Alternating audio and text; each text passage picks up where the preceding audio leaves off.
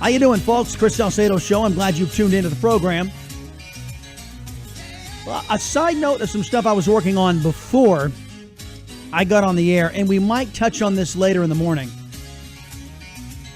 We knew that when we decided to go after the failed education system, that there would be plenty of educrats here in the state of Texas who make, and you know what, if you're watching on the VIDA Television network too, there are plenty of educrats where you live who make their money, who look at public education, government-run education, as a meal ticket, as a jobs program for adults. We don't look at it that way. We see the American children falling behind. We see American children not competing with the rest of the world, and we say, well, there's something wrong. There's something broken. We brought you the story. I must have been doing the afternoon show because I don't think I shared it in the mornings. Just one example, and I'll bet you can find extravagant, exorbitant contracts just like this in the Houston area. There's a suburb in North Texas called Grand Prairie, and Fox 4 up there did an expose. The superintendent, on top of her six-figure salary, and we're talking, if memory serves, don't quote me on this, it's in the 300 to 400s. So 300,000, 400,000 a year. In addition to all of that, she was given a house, and a remodeled house. It was a 4-bedroom, 5-acre sprawling ranch with a pool as part of her package. And then teachers wonder why, here I am in my meager salary. Why am I having to buy school supplies for my kids? But you know what? There are teachers out there who are beguiled. The vast majority, I think, are too smart to fall for this. But there are a very vocal minority of them who just want to keep the mediocrity going. So not only on a level of the teachers not getting properly compensated because of this failed government-run top-down system, but also our students, which is the most important part. We're falling behind. We're lagging behind. Now, I know there are going to be some of you left-wing teachers out there, and I know there are going to be some of you left-wing administrators out there who say being first isn't what's important. Being at the top of your game, being at the pinnacle, we all should get a medal. That's not me. That's not me. That's not this program. That's not conservatism. We believe in excellence. So that's probably, you're going to catch that on Twitter, folks. That battle is happening right now on Twitter as Michael Quinn Sullivan and your humble host, that's in Power Texans, and your humble host lit a prairie fire last week, the segment that appeared on this program. And those who benefit from the failed, bureaucratic, gov-run, top-down education system are fighting back. And we expected they would. For them, it's all about control. The left-wing mindset. We've got ISDs in Texas that are allowing critical race theory to be taught on their campuses, left-wing extremism to be taught unopposed, without proper context, on your campuses, and you have nothing to say about it. Now, they will tell you school board meetings. Show of hands, how many of you parents have time to attend these school board meetings? And when you do attend these school board meetings, how often are you told by these very same bureaucrats, oh, that's just the way, you're just going to have to deal with it. We understand your frustration, but, we're going to have left-wing extremism inside of the government-run schools. They don't say it just that way. But basically, they shoot sunshine up your rear end and send you on your way. You get nowhere with the bureaucratic nonsense, the way these boards have been infiltrated and the way these boards run. They are an unaccountable bureaucracy. And I don't care how many times you are told, well, there's board meetings and parents can voice their concerns. Yes, they can voice their concerns all they want, get it off their chest. Nothing changes because the mechanism that funds these schools doesn't change. And it has to. The parents don't control the purse. The day the parents control the purse is when your gov-run education system changes for the better. The day they control it, not the bureaucrats. Not those who look at education as a jobs program for adults. 281-558-5738, 281-558-KSEV. The Olympics over the weekend took on as is the case with everything, took on a political slant. And I don't know about you, but I was thoroughly disgusted by some of the basket of bias coverage. In particular, when it came to propping up murderous regimes. Why? Look who's broadcasting the coverage. Tirico? Is that what you're talking about? Tirico, it's NBC. Yeah, well, yeah. Come on. CNBC. Some of the coverage is on MSNBC. Yeah, no, I'm right there with you. It's all Olympics all the time on the NBC properties, but it's all left-wing extremism. So these leftists praise this. What's her name? Kim Jong-un's sister. Hold on. I had it written down here somewhere because I never heard of her before until this charm offensive from the basket of bias press is buying into it. Her name is, hold on a minute. Oh man, Kim Yo Jong. And what surprised me, I shouldn't say surprised me. What ticked me off was that those in the NBC properties despise Donald Trump and Mike Pence so much that they'd praise a butcher, that they'd praise a communist repressive regime that frankly lives up to left-wing liberals' vision of what government ought to be. Don't misunderstand. A lot of Democrats who listen to the show, a lot of liberal extremists who listen to the show, a lot of liberal extremists who work over at the NBC properties, they look at Kim Jong-un's regime and say, I wish we were that. I wish there was some centralized governing authority that just told us what to do. Of course, not them in the press. Oh, they'd still have freedom of the press. Yeah, right. Because there's so much free press in North Korea right now. Anyway, so let me read you some of these headlines. As a former news anchor, I was disgusted at the fawning press at the Winter Olympics of Kim Yo Jong. CNN gushed, quote, "If diplomatic dance were an event at the Winter Olympics, Kim Jong-un's younger sister would be favored to win gold." What? Kim Jong, remember the guy that just offed his own half-brother? The guy that holds the world hostage with nuclear weapons and ICBMs? CNN says, oh, gold medal for the dictator's sister. Oh. Why? Because Vice President Mike Pence is over there. The New York Times and CNN declared that Kim Yo Jong, quote, steals the show from Vice President Pence. That's what it's about for them. We've got to make Trump look bad. We've got to make Vice President Pence look bad. And if we have to praise a ruthless dictator's regime responsible for the death of so many, if we have to hold them up, prop them up, okay. That's what we're going to do. That's your basket of bias press. Plenty of reaction to that across the spectrum, and we'll get your reaction later on in the show as well. Guy Benson was particularly troubled on Fox News Sunday, as he should be. You know, I think it's fair to say the basket of bias press stopped serving the American people's interest a long time ago. The left-wingers who are dedicated Democrats, not dedicated journalists, dedicated Democrats, gave up covering news for our benefit a long time ago. By the way, the medal count. Now, for those of you on VIDA, you guys are going to get this in a bit of delay. Not only is there a delay from what's happening over across the world in South Korea, but there's also a delay as to when this program airs to when you actually will see it. But unless the USA surges dramatically.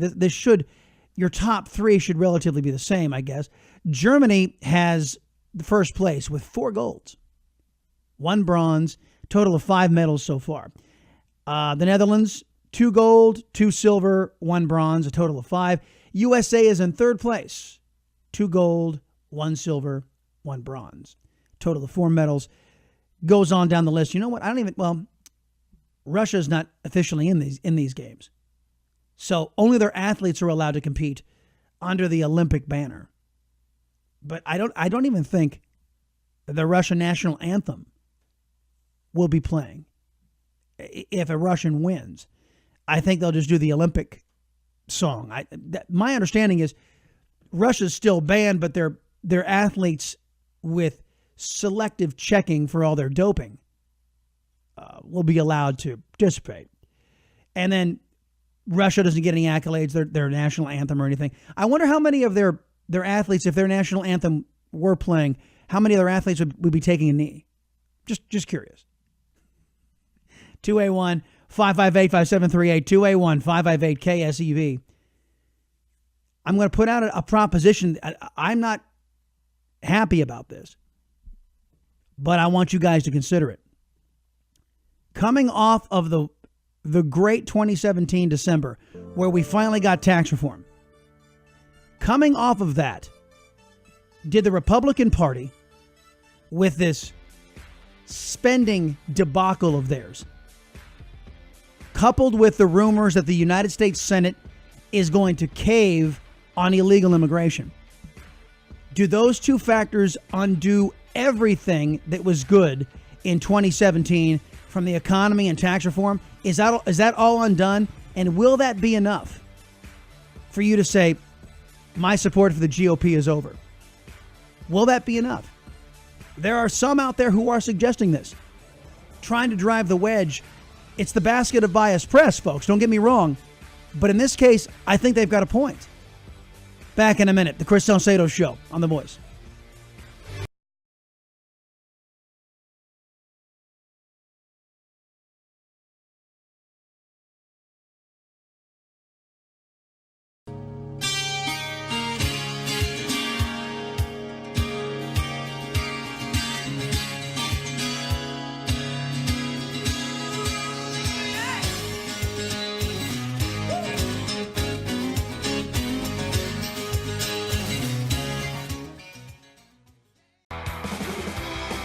Heating up your mornings, Chris Salcedo Show. I am glad you have tuned in, folks. You do me a favor. I'm going to dip into the mailbag a little bit later on and spread the word. And I'm so gratified by a lot of the notes I've been receiving from y'all. It is good to be back in the mornings, and I'm glad to have you guys along. 281-558-5738, 281-558-KSEV. Jerry, welcome to the Chris Salcedo Show. Glad you tuned in. You know, I am just not a Trumpster. But he has really impressed me in so many ways. The number one thing that every conservative should take away from this is not to be a pansy anymore. Look at the man is fighting back on the liberal media, and he is obviously winning. You know, that's pretty pointed and a good observation on your part. That, you know what, whatever it is, if you get out there and campaign on it, go and battle for it. I mean, here we are, these Republicans campaigned on restraining the out-of-control spending in Washington. They get up there and they vote for that monstrosity. And this is where Trump has failed, too, because he signed the thing. But by and large, Trump is working on keeping his campaign promises. You know, they've won for so many years because what we should also see in every conservative and independent should see is it's the media that drives and leads the Democrat Party. And you defeat them with logic and truth, which what Trump does with his tweets, you're going to win.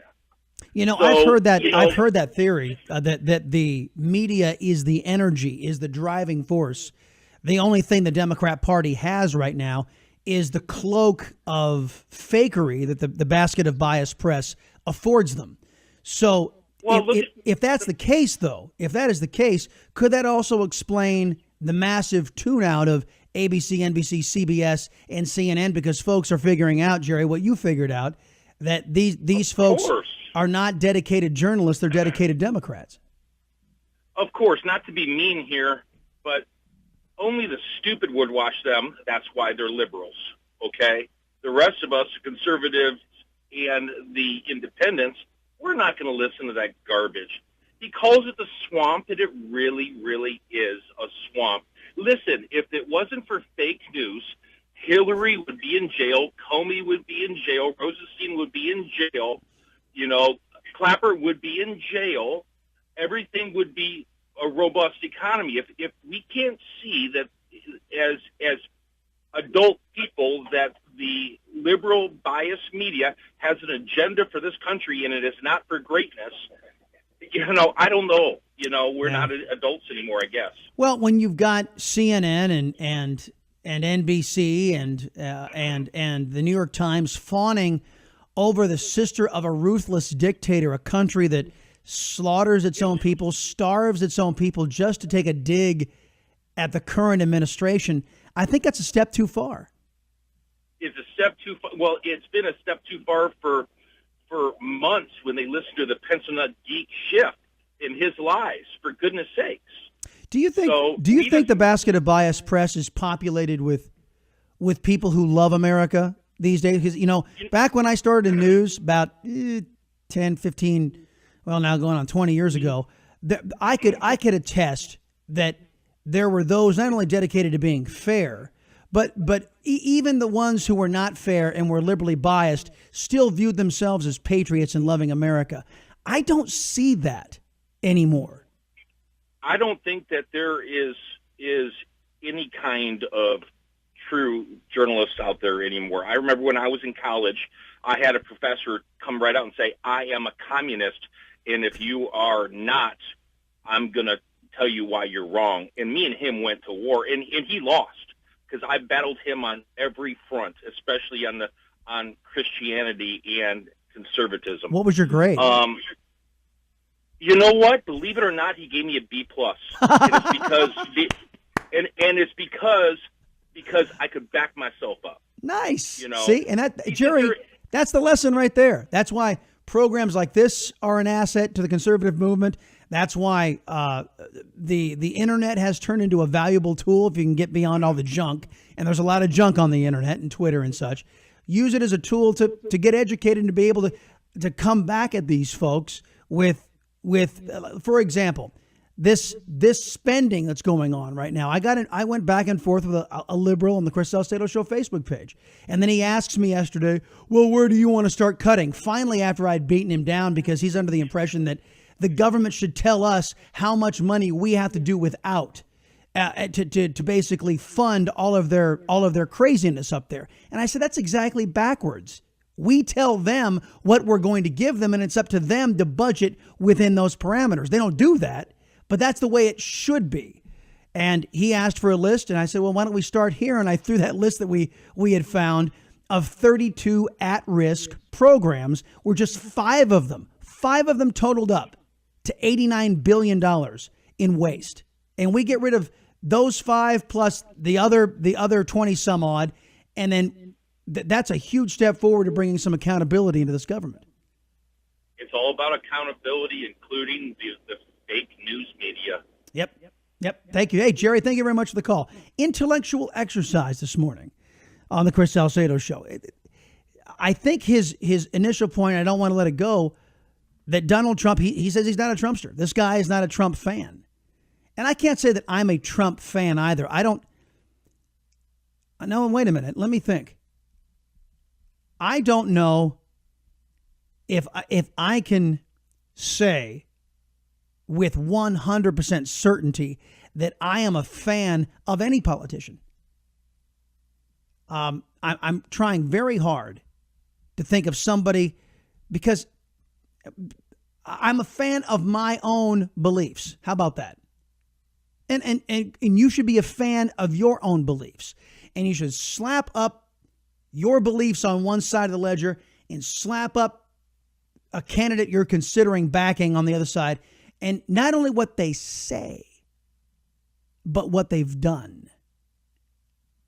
I think the guy that I respect the most has got to be Rand Paul.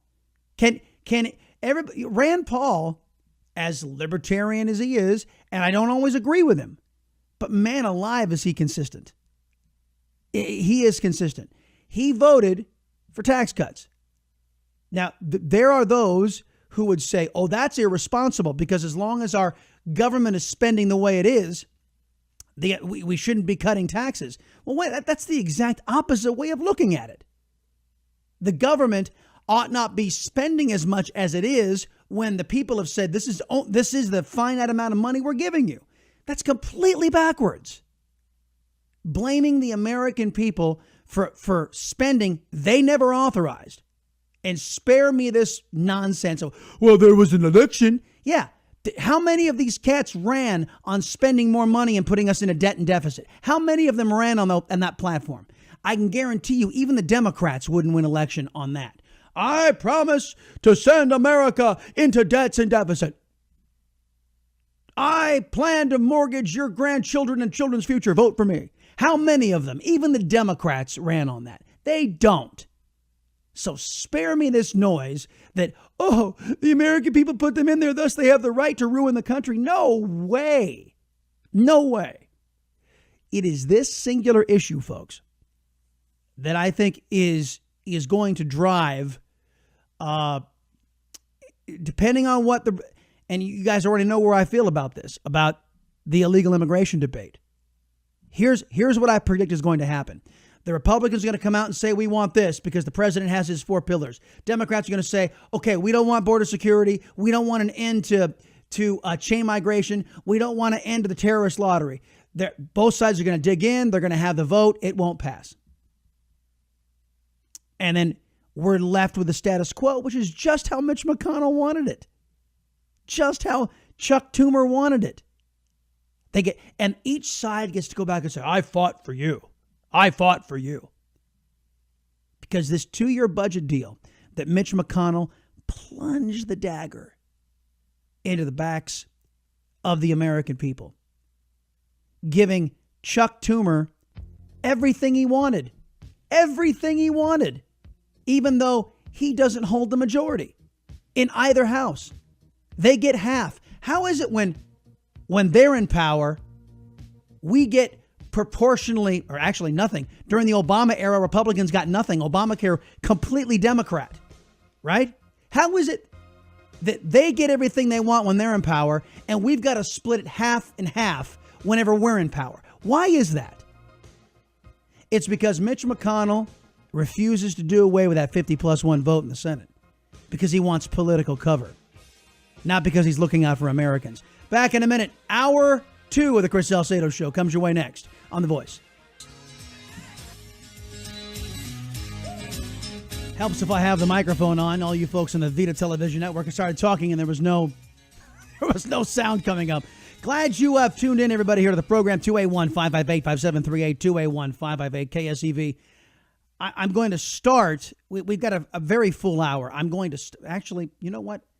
Our guest doesn't show up until next hour. So you know what I'm going to do? I'm going to start off talking about one of the big stories over the weekend. And that was the purely disgusting display from the basket of bias press on the dictatorial regime in North Korea. Now, as many of you may or may not know, the sister of Kim Jong-un, the crazy fat kid, her name is Kim Yo-jong, was sent to be the face of the North Koreans. And not a bad face. Not a bad face at all. To put the charm offensive, to lull the South Koreans into a false sense of security, and to spread communist propaganda at the Olympic Games, which is exactly what they've done. Now, typically, when you have a pro-American press who doesn't fawn at left-wing extremist dictators, this would be seen as the propaganda it was. However, what we have is a press that is so butthurt over the last election, still, who despise Donald Trump so much that they would stoop to the level of, putting adulation, glorifying the sister of a ruthless dictator who just, by the way, killed her half-brother. He ordered the hit. That's just one of that isn't measured of how ruthless Kim Jong-un is, just like his father before him. Not only do they starve their own people, butcher their own people, slaughter their own people. Hello, our people. Otto Warmbier, ring a bell with anybody? Otto Warmbier was delivered back to his parents days before he died because he took down a poster inside of North Korea. Not the smartest thing to do, grant you, but is that a death sentence? Well, if you're an American, yes, it is. Now, many in the basket of biased press say, well, the guy had it coming to him. What's he doing over in North Korea anyway? Right? Many in the basket of biased press. Let me give you guys the headlines again in case you weren't with us in the first hour. They were truly disgusting. CNN gushed, quote, if diplomatic dance were an event at the Olympics, Kim Jong-un's younger sister would be favored to win gold. That was a headline from CNN. How about this? The New York Times and CNN said, quote, the sister of Kim Jong-un steals the show from Vice President Pence. Really? That's what it's about? Steals the show. Anything to take a swipe at the current administration because of their loathing and disgust for the current administration, even glorifying and sidling up to one of the most murderous regimes who, by the way, right now holds the world at the brink of being held hostage by intercontinental nuclear ballistic missiles. And here comes CNN and the New York Times and others in the basket of bias saying, oh, look how fabulous. Look how fabulous the sister of the North Korean dictator is. And look at how she's upstaging Vice President Pence. Look at that. This is the American media.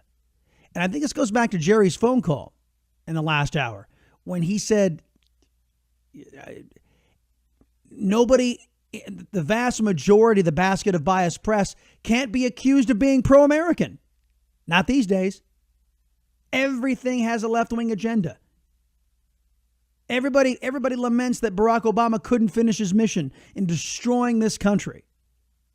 Now we've got some pro-American neophyte named Donald Trump in there, and they can't stand it. Guy Benson was talking about this. As a matter of fact, Guy Benson had to bring it up to Chris Wallace. Chris Wallace over at Fox News Sunday wasn't about ready to bring up this disgusting display from those in the biased press. So Guy Benson had to go back to it and say, excuse me, a word or two. I also briefly want to go back to your point about this charm offensive by Pyongyang at the Olympics. It is distressing and bewildering to me watching how much our media seems to be buying into it. The swooning and the gushing over the cheer squad that is cheering under threat of death, for their families. Did you guys see this? This line of North Koreans. Did you see it, Russell? The so-called cheer squad. It's creepy. No, I didn't see that. Oh, it's almost like there was a guy outside a frame with a fully loaded automatic weapon pointing it at them, holding the applause card. It was really, because they all know if they don't put on a good show, it's curtains back at home for their families. It's creepy.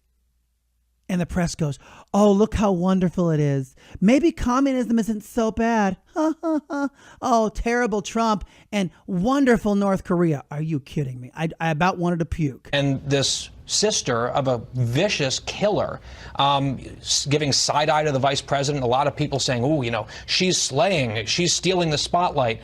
We should not be buying into North Korean propaganda. But here's the only point that I disagree with you, that say that this is media creation.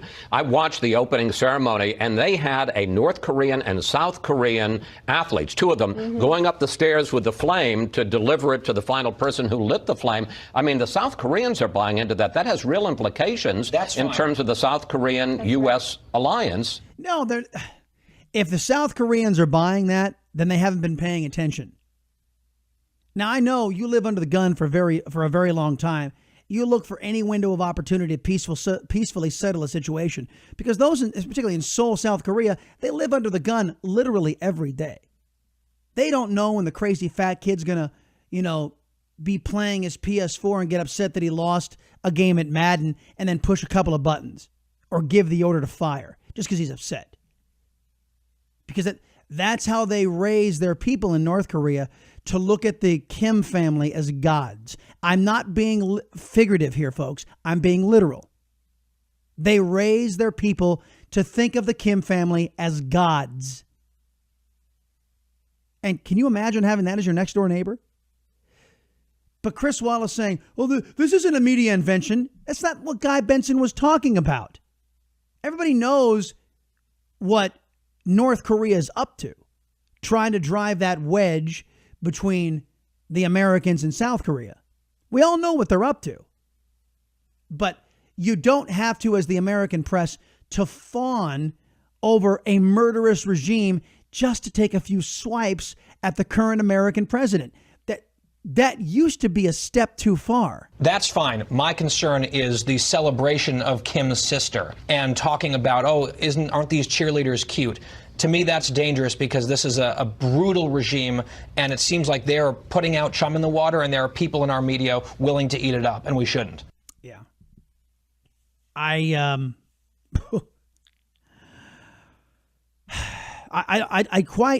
Just when you think they can't get any lower on the American left, and don't mistake this, the basket of bias is part and parcel of the American left. Just when you think they can't get any lower, they start praising ruthless dictatorships. Their hate for Donald Trump is so intense that they'll forgive and give praise to and adulation to one of the most murderous regimes on the planet, which is threatening, by the way, not only their neighbors' lives, but even these reporters over here in the United States. Once he becomes ICBM nuclear capable, then all of these reporters are under the threat from Kim Jong-un. And they still pull this.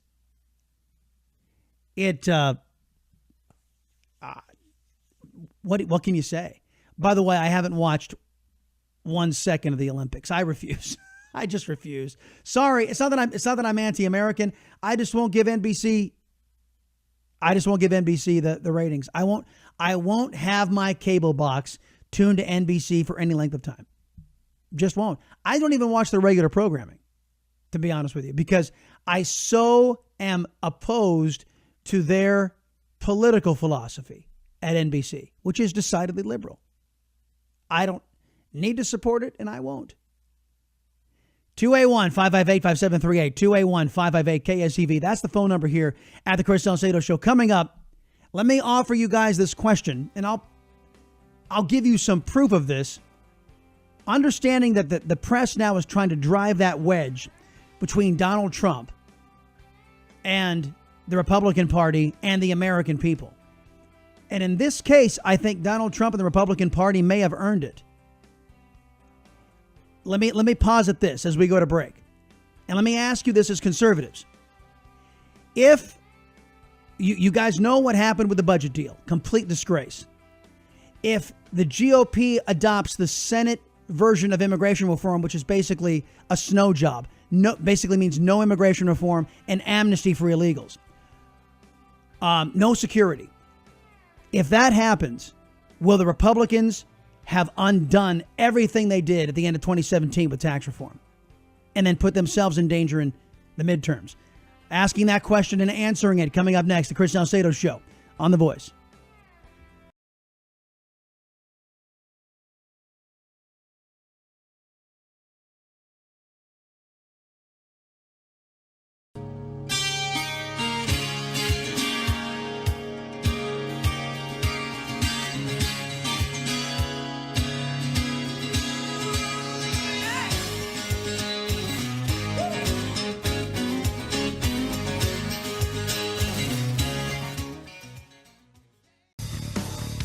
the voice of Texas, the Chris Salcedo Show. Glad you've tuned in, everybody. Check out the website, ksevradio.com. That's ksevradio.com/Chris Salcedo, ChrisSalcedo. Jason Chaffetz was on the panel on Fox News Sunday. And, of course, he got the same line of questioning by Chris Wallace. And you know what? Chris Wallace asked some pointed questions, and the Republican Party has turned into the big tax and spend party. And it's a shame. It really is. Congressman Chaffetz, what happened to your party, the party of fiscal restraint? Listen to them all chuckling. It's so funny how the Republicans have proven to be such hypocrites. They put a torch to the mantle of fiscal discipline. That is long gone. You know, there's been a lot of talk about a parade around here. They should be doing a parade for Chuck Schumer because he took them to the cleaners. I mean, he really did. Listen, he got every spending priority that he wanted. Nothing was cut. They took reconciliation, the most powerful tool that the Republicans had, off the table. And it's just unbelievable to me that we were spending this much money. Nobody campaigned on that. And there is going to be a political price taken, particularly in the So primaries. explain to me, as somebody who was in Congress until recently, why? I mean, I understand the argument, well, you need 60 votes in the Senate, which means you needed 9 Democrats to come along. Why did Republicans do it? I mean, they did have the majority in that House, in the Senate, and they had a Republican president, and they went along. Yeah. Why? And I think the Chris Salcedo Show not stumbled onto this, but correctly divined why. Mitch McConnell wanted to stab in the heart the conservative movement. I'll admit to you, I'm dispirited. I don't want to get out and vote for a Republican, do you? Mitch McConnell, in effect, took the conservative movement out of the next election. Mitch McConnell ensured the conservative movement. I mean, who's going to go to battle for these Republicans? Certainly not me. I'm not going to go fight for this. I appreciate all the tax reform, but as we told to Congressman Brady, who I believe does want to get spending restraints put in, can't, because he's not Mitch McConnell in his position. Ted Cruz, I told them both. All of the tax reform and tax cuts will be meaningless without meaningful restraint on spending. And they all knew it, and they all agreed. Absolutely. Mitch McConnell knows this. Mitch McConnell knows that guys like Ted Cruz rely on the conservative movement's support. Guys like those in the Freedom Caucus rely on conservative support. He wants them out of the Congress. Mitch McConnell's perfectly happy being minority leader. Yes, he gets a smaller office, but he still gets his taxpayer-funded paycheck. And the United States will hobble along, return back to the Obama-era growth rates, saddled and burdened with unrepayable debt. And Mitch McConnell's cool with it. He won't live long enough to actually feel the pain of what he's wrought. And he'll get rid of all of these bothersome conservatives who have been such a thorn in his side for so many years. Look at the trajectory over the last few days. It just happened in a couple of days. I mean, at least Rand Paul was trying to have at least a little bit of a semblance of a debate on one of the most massive things that the Congress does in this spending. It's absolutely unbelievable to me. I can't even fathom the idea that if we had gone into the election saying we're going to raise spending and we're going to go back to trillion-dollar deficits, none of these Republicans would have gotten elected. We love our military. But we're in the majority in the House, the Senate, and we have the presidency. And we have this kind of deficit. Marie Harf is there. Yes, right. Yep, absolutely. Keep going, Jason Chaffetz. Keep going. And you know, now the Democrats get to say, oh, yeah, you guys are about spending restraint when Democrats are in office. But when you're in office, you spend like drunken sailors. And they can credibly say that now, because we have immature children in charge. Well, we can't agree on what to cut, so let's just spend more, said Mitch McConnell. And don't negate the political benefit to him. He gets rid of conservatives. He's ticked off that Bob Corker's going away. He's ticked off that Jeff Flake is out.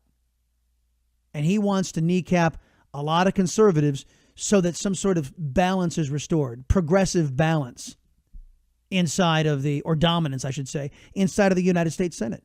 Bunch of libs on both sides of the aisle. And Mitch McConnell likes it that way. 281-558-5738, 281-558-KSEV. Again, Chris Salcedo Show Facebook page, folks. You can find our analysis of what Mitch McConnell, in effect, has done. He has murdered the Tea Party.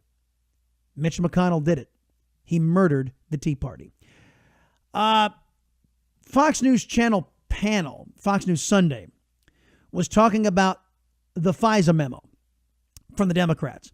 Now, we all know what Shifty Schiff did. He loaded it up with stuff he knew would have to be redacted so he could go to the press, who would dutifully report it with no examination, and basically say, well, Donald Trump is trying to silence the Democrat response. He's a dictator. And even though if Donald Trump just released the memo, then these same people would be saying, look at Donald Trump revealing sources and methods. It was a no-win situation for the president. So what did he do with the Democrat memo? He said no. Rethink it. Send it back to Democrats. Here's what the FBI said you guys need to eliminate as far as revealing top secret sources and methods and that kind of thing. Reformulate it and send it back, is what the president said. Here was the discussion on the Fox News channel, the Fox News Sunday panel. What about the argument that the Democrats, in a sense, set the president up, that they purposely put stuff in there they knew was unacceptable because it would make the president look like he was blocking it for political reasons, when in fact the FBI and Justice Department say there is too much sensitive material there? Yeah, it was sort of amazing. Even before the memo came out, we heard partisan sniping on this from both sides, which just shows you how incredibly partisan this committee has actually become. And you can thank Barack Obama for that. This committee never used to be this politicized. But as is the case with everything that Barack Obama and his left-wing extremists touch, it was completely soiled, completely corrupted. And now the Democrats on this committee, with that not looking, they're looking to protect Barack Obama, not protect this country. The memo is actually longer. It's 10 pages instead of 4. And it sounds like the FBI, again, said some of the stuff we don't want out there. So Democrats are going to try to work with them on that, get that part out, and then try to release it from there. Now, again, if the White House rejects it for a second time, then we very well will see this argument heat up. Yeah, one more thing. Yeah, and that's not going to happen. If the Democrats institute the changes the FBI recommended, then Trump's going to release it. The thing about the argument you're hearing from Democrats is that, well, he released the entire Republican memo unredacted. And once you read it, you guys could see there was nothing in there that would compromise sources and methods. Well, you could say, well, the FBI didn't want it out. Well, yeah, because it was embarrassing to the FBI. But the FBI never charged that it was revealing sources or methods or putting national security at risk. They just didn't want the embarrassment for their institution. Jason Chaffetz, again, commenting on this. He doesn't trust Adam Schiff, and I don't blame him. Adam Schiff isn't about protecting America. Adam Schiff is about protecting the legacy of President Obama. You want to see them come and be more united than they have been in the past. But I just don't believe Adam Schiff, the flailing that he had gone through about the ramifications of the 4-page memo. None of that turned out to be true. So, yeah, you remember Adam Schiff just went nuts saying, oh, this is gonna undermine our national security. And then you're ready and you go, what? What? This only just makes your party look bad. What do you mean? All this does is shows that your party corrupted the intelligence agencies. It didn't put national security at risk. So I do want let's just remind people that he said that this memo revealed government secrets and sources and methods. And when we read it, the only thing that it potentially revealed was the fact that there had been a FISA warrant granted to Carter Page. Now that's classified, but everybody in the world knew it. Yeah, but that was no secret. And so he lost a lot of credibility that way. We do need the Democratic memo out there.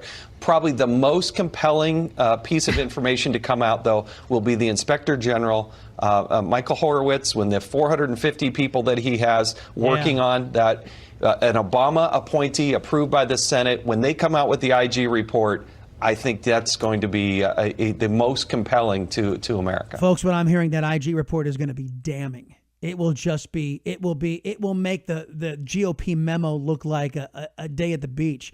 Coming up, we'll talk to a former CIA operative. For 30 years, he was at the CIA, about the current status of our intelligence agencies on the Chris Salcedo Show. Don't go anywhere, folks. Be right back.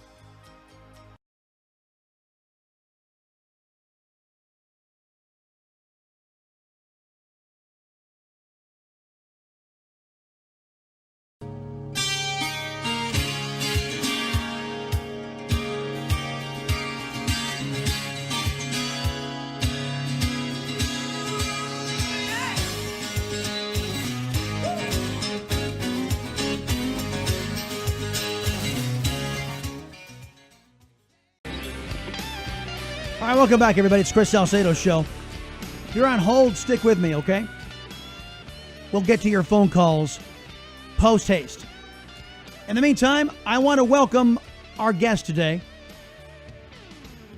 His name is Jason Matthews. He served as CIA chief and officer for more than 30 years overseas. Jason is a New York Times best-selling author.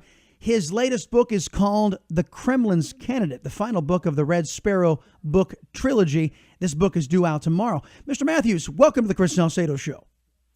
Good morning, Chris. Glad to be with you. Pleasure to have you, sir. Look, before we get into some of the nuts and bolts of what's going on in the news, I want to figure out what your trilogy is about. And let me lead off with this question, because I've always wondered if you draw on your personal experiences to infuse these books with a degree of realism that you're able to tell the American people without revealing any sources or methods or classified information, but to tell the American people through story what's really going on in their world.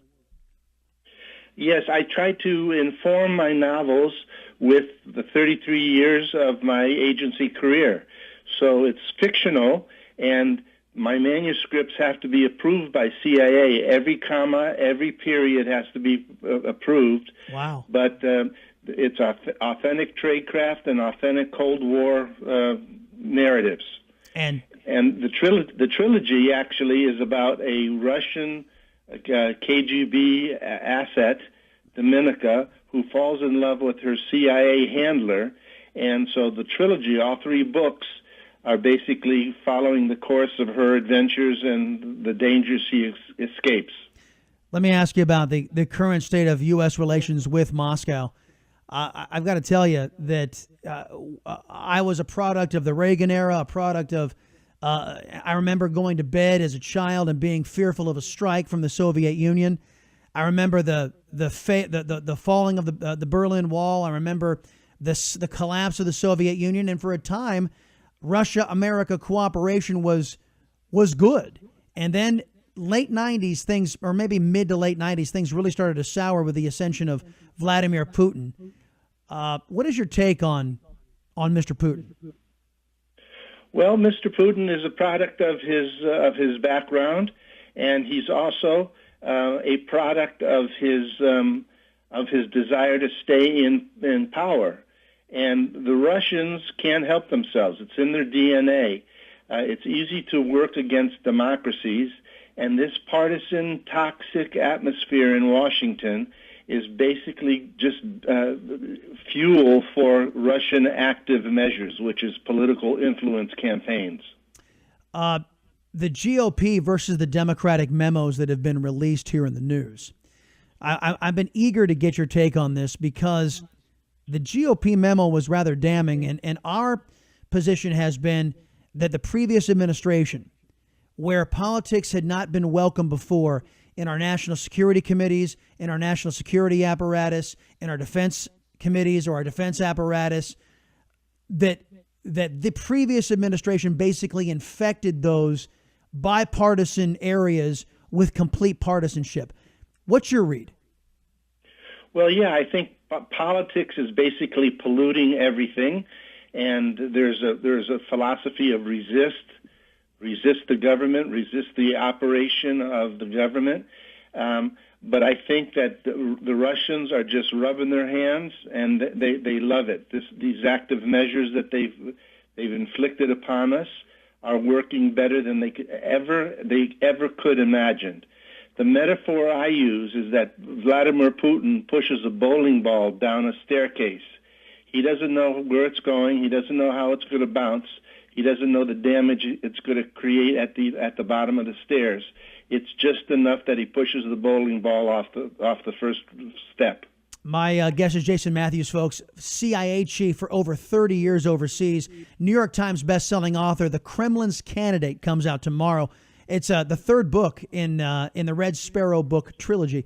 Let me ask you about the leadership in our intelligence agencies, the political appointees under the last administration, Brennan, Clapper, Comey, and looking ahead today, because what we have seen with the Republican memo come out is that there was an effort at the top levels, not the rank and file, the top levels in the leadership of these agencies to put their thumb on the scale of an American election. What's your feeling on this? You know, in the 33 years I served in the CIA, we served overseas during the Carter, the Clinton, and the Obama administrations, and it was tough overseas because our allies were scratching their heads. But one thing we did is that we saluted and we supported the commander-in-chief. That kind of duty, that kind of loyalty seems to be a little bit eroded these days. And do you see that among rank and file, or do you see that just among the leadership, this small segment of the intelligence agencies that are, well, there's no other way to put it, who are partisan? Yeah, it's partisan politics, and it centers on the leadership, the rank and file, the workforces of all these organizations are true blue. When you heard of Peter Strzok and Lisa Page, those text messages, when you saw how they were corresponding with one another and talk of a contingency plan and talk of undermining the current commander-in-chief, as a guy who's put in over 3 decades of his life serving the country, when you saw Peter Strzok and Lisa Page's texts and how they implicated Andrew McCabe and others in leadership in the FBI and the other intelligence agencies, what went through your head? Well, the first thing that went through my head as a professional is that Mr. Strzok, who was chief of counterintelligence for the FBI, didn't know enough to know that anything he writes in texts or emails is recoverable. That indicates a little bit of a lack of professionalism. And not to mention a little bit of hubris, maybe, that he thought he was untouchable with those who surrounded him. Sure. I mean, it's staggering. Well, when you've got James Comey doing what he did for Hillary Clinton, it's probably fair to assume that those who were working under James Comey believe that those type of strings would be able to be pulled for them as well. My guest, Jason Matthews, everybody, he served our CIA as an overseas chief and officer for over 30 years. Here's the name of the book. It's coming out tomorrow, The Kremlin's Candidate, the final book of the Red Sparrow book trilogy. Mr. Matthews, appreciate the service to the country and appreciate you being here on the Chris Salcedo Show. Thank you, Chris. I enjoyed it. Thank you. Thank you, sir. 281-558-5738, 281-558-KSEV. That is the phone number. Let me get out to the phone lines if I can just find my call screen. It's buried under this. Craig, thank you for waiting. Glad you made it. Hey, good morning, Chris. Hey. Well, y'all know that a Russian airliner crashed yesterday. I heard. It blew up. Guess who was on it? Tell me. CFO Uranium One. I haven't heard that. I have not heard the chief financial officer of Uranium One was on that plane. Absolutely. And guess what else? Now hold on a second. Who's reporting that? It's been on several RT and several other channels. Hold on. CFO of Uranium One on downed Russian plane. Go ahead. I'm just looking it up. When the plane is dispersed over several miles, it didn't crash from a bad engine. It blew up. Also, I will bet Debbie Wasserman Schultz doesn't have long to live. Really? Too many witnesses. Clintons do not leave loose ends. Well, you know what? By the way, I'm not seeing any shall we say, news sources I trust reporting that, but I'm going to look into it. Thank you for the call, Craig. I appreciate it. 281-558-5738, 281-558-KSEV. Let's go to Patrick. Patrick, welcome to the Chris Salcedo Show. Yes. As you are perfectly aware, Trump gets in spats with a lot of people. We're going to have to get in the habit of not just, reflexively just throwing whoever he's at odds with under the bus. Because, we're kind of destroying a lot of agencies and people's reputation all for the sake of this one person. You know what, Patrick? I'm just looking. I don't want to give you short shrift. Hold on. I'm going to get to your call on the other side of the break. Can you stick with me? Do you have time? Sure. Yeah, stick with me because I want to flush this out. 281-558-5738. It's Chris Salcedo Show on the Voice of Texas. And that's going to do it here for the Chris Salcedo Show worldwide on the VIDA Television Network. I want to remind everyone that I think I'm one of the few individuals on television who actually allows you to directly interact with me, unfiltered, live.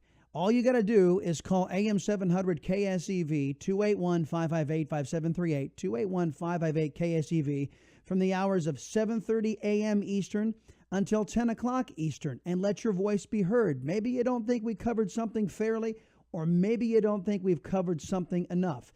It's your chance to weigh in. You can also do so via social media. Go to chrissalcedo.com. All of our contact information is there, or you can do it live in real time during those same hours at Chris Salcedo TX. Even off hours, we respond to Twitter, and it's a good chance if you make a compelling argument, it'll be featured on the show if I'm not on the air at the time the following day. Thank you so much for tuning in to the Chris Salcedo Show worldwide here on the VIDA Television Network. We'll see you next time.